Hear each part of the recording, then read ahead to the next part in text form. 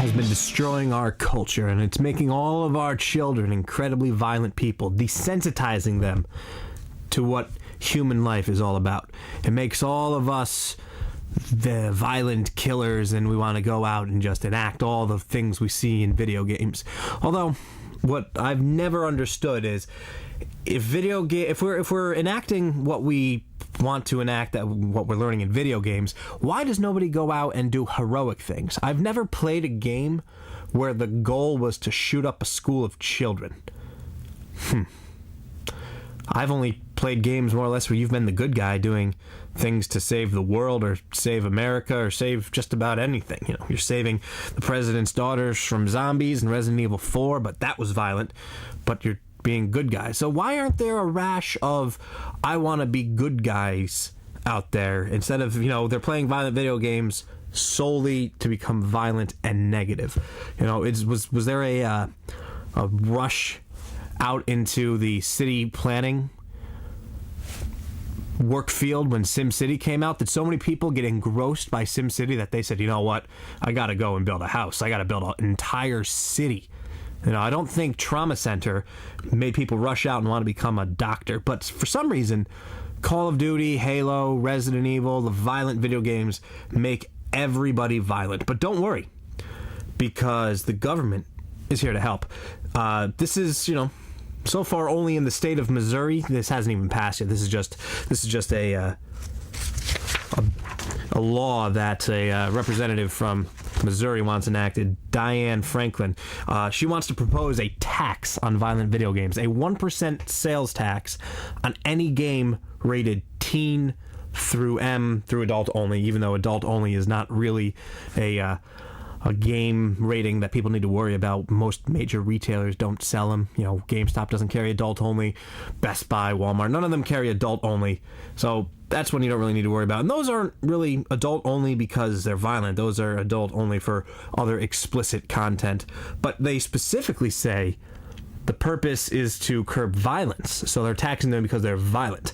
And I have plenty of teen-rated games that aren't violent, and I have plenty of M-rated games that should really be rated teen. I never understood why Halo, all of the Halos have been rated M when you're only killing little aliens and green blood pops out. It's all cartoony and very flashy, but Uncharted is rated teen and you blow people's brains out left and right in that game. And I'm not gonna say the ESRB is perfect, but it's a system that does its job. It tells you what's in the game more or less, and it gives parents a strong basis to go by. But that's not enough. If it's rated teen or mature in Missouri, Diane Franklin wants a 1% sales tax. Now, games like Forza are rated teen, but they're not violent. Is it trying to curb car accidents as well? Because those are accidents. People want to tell you that violent video games make you violent and racing games make you want to drive fast, but Dance Central 3 is rated teen. So does she want the 1% sales tax on that because she watched too much Footloose and thinks dancing is a negative thing? I'm not entirely sure, but it seems as though it's going to be another one of those laws that just falls flat, because how can you tax somebody's hobbies? That's the whole First Amendment thing. If someone wants to play a video game that's rated M and it's for someone 17 or older, how can you tax them, but you can't tax someone who buys My Little Pony games? That's just weird. Also, they wanted to make the ESRB ratings a legal binding contract, more or less. They wanted to make it finable for selling M-rated games to people under 17, which it used to be in New York. They repealed that in 2011 because it was unconstitutional. But I used to work in GameStop, and I can tell you that mature-rated games played by children are bought by their parents, more or less. There are those who will say, "Oh, you're not old enough. We can't let you play this, or we won't buy this for you." But there are those who just don't care. So you can make it a law and say no one under 17 can buy this game, but then the parents will do it. So it's another one of those things where it just seems like you're not solving anything. You're only kind of hurting the people who sell the games and the people who play the games legitimately. Also, in the same idea of violent video games, what makes a game violent, apparently several outlets, from politicians to video game news websites, think that guns inherently of themselves are violent, which is an interesting idea because, everyone in the gaming industry got, a little upset when the NRA tried to shift blame from guns to video games. They said guns aren't the reason people kill people, it's because they're being desensitized by these violent video games. And, we can all agree, or at least we can hypothesize, that that might not be the case. Maybe we should look into something a little bit deeper than just blaming things right away. But the NRA released an app that is based around shooting range safety and tips. And it came out almost a month after the Newtown, Connecticut school shooting. And apparently that was a bad thing. Politicians were angered by it.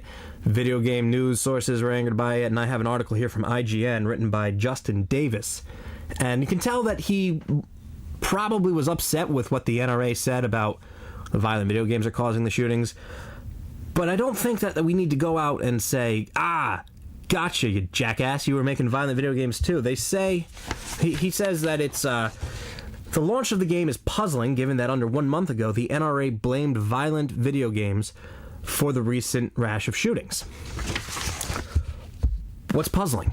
You don't shoot anybody in this game. You don't shoot at living things. You don't even reload on the screen like you would in Call of Duty. You fire, the gun disappears when you reload, and then it's back up, and you shoot at targets. And then it tells you tips for gun safety.